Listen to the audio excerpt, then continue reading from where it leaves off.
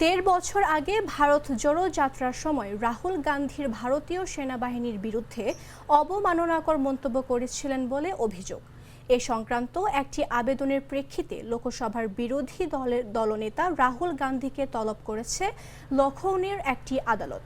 মার্চের শেষ সপ্তাহে লখনউয়ের এমপি এমএলএ আদালতে রাহুলকে হাজির হতে হবে বলে জানানো হয়। কেন্দ্রীয় সংস্থা বর্ডার রোড অর্গানাইজেশন এর সাবেক প্রধান উদয় শঙ্কর শ্রীবাস্তবের দায়ের করা মামলার ভিত্তিতেই এই পদক্ষেপ নেওয়া হয়েছে।